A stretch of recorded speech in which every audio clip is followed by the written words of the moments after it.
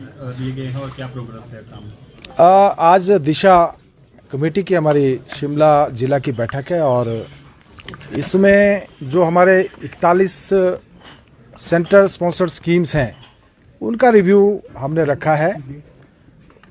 जिस प्रकार से केंद्र सरकार के द्वारा जो विभिन्न योजनाएं हिमाचल प्रदेश के लिए स्वीकृत की गई हैं उसकी क्या प्रोग्रेस है और उसमें हम क्या बेहतर कर सकते हैं, उस दृष्टि से अधिकारियों को दिशा निर्देश भी दिए गए हैं।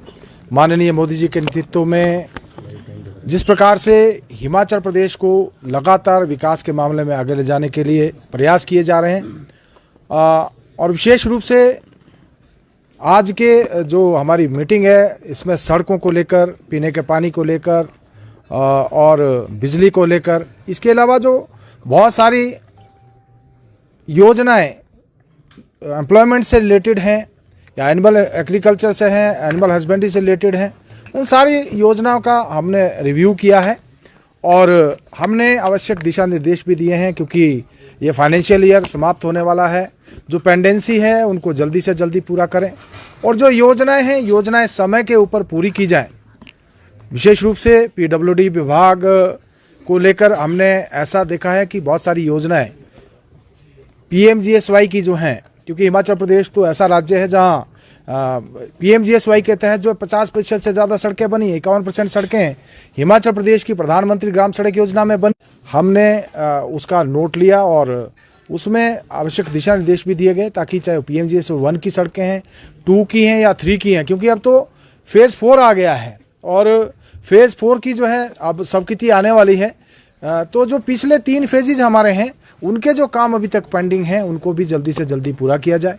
इसी प्रकार से हर घर को नल के माध्यम से जल देने में हिमाचल प्रदेश ने अच्छा काम किया, लेकिन अभी भी जहां पर पीने के पानी की समस्या है, मिट्टी की समस्या है, उसमें भी सुधार लाया जा सके।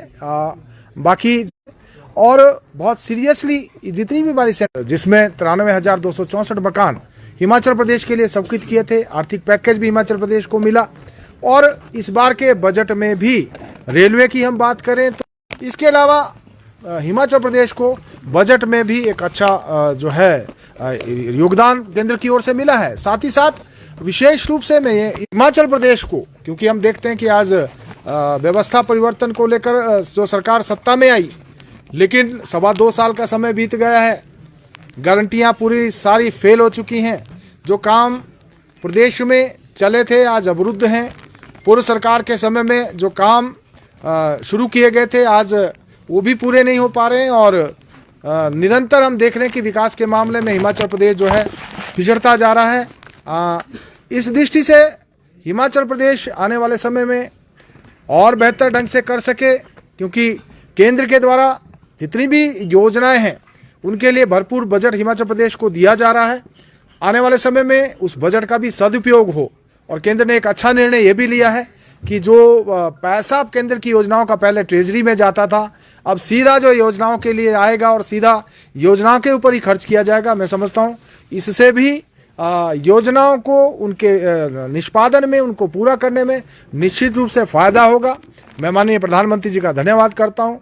वैसे हिमाचल प्रदेश तो स्पेशल कैटेगरी स्टेट है जहाँ माननीय मोदी जी ने 90-10 की रेशो में हिमाचल प्रदेश को रखा है और उसी प्रकार से हिमाचल प्रदेश को आर्थिक मदद भी मिल रही है।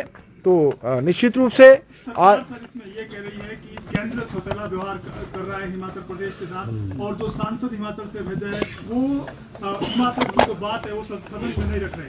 देखिए, मैं ये कहना चाहूँगा कि आज आपने इस बार का बजट भी देखा होगा या जो आप इस बात को भी देखते होंगे कि बहुत सारी स्कीमें जो केंद्र स्वीकृत करके दे रहा है। अब अभी मेरे ही संसदीय क्षेत्र की जो कुफरी चैल सड़क 52 करोड़ रुपया उसके लिए सीआरएफ पे स्वीकृत करवाया गया है और हमने सोशल मीडिया के माध्यम से जो माननीय गडकरी जी का पत्र आया था वो भी डाला था।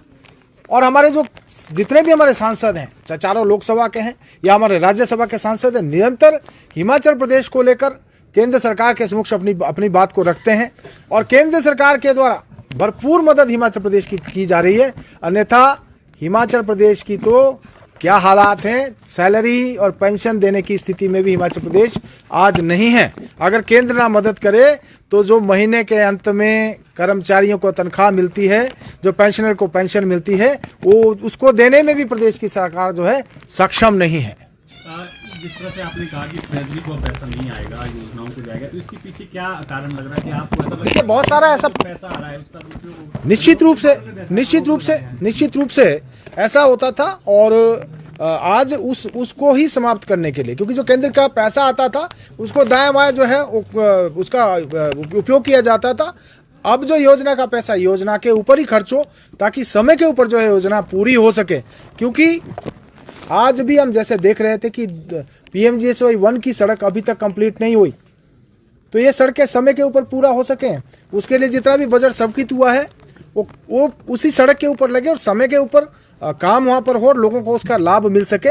मैं समझता हूं कि बहुत बड़ा निर्णय, बहुत अच्छा निर्णय लिया गया है। चिट्ठी लिखी गई है संस्कृति विभाग की तरफ से डीसी को मंदिरों से। देखिए, ये बात मैं इसके ऊपर भी आने ही वाला था कि मंदिरों का पैसा और उसको जो है अपनी योजनाओं के लिए खर्च किया जाना, मैं समझता हूं हिमाचल प्रदेश देवभूमि के लिए बहुत ही चिंतनीय भी है और दुख का विषय है।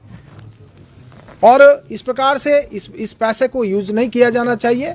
और प्रदेश जो कि देवी देवताओं में जिनकी अगाध श्रद्धा इस प्रदेश के वासियों की है, देवभूमि है, और मंदिरों का पैसा, चढ़ावे का पैसा हम अपने हिसाब से उसको अपनी योजनाओं के लिए खर्च करें, मैं समझता हूं ये प्रदेश के लिए, देवभूमि के लिए ठीक नहीं है। सर तरलोक जम्वाल ने आरोप लगाया है कि जो पैसा है वो ट्रेजरी में भेजा जा रहा है। शिमला में भी इस तरह के मामले हैं कि इस तरह का आपको सामने है? नहीं, मेरे ध्यान में मैंने इस विषय में बहुत ज़्यादा जानकारी नहीं जुटाई है।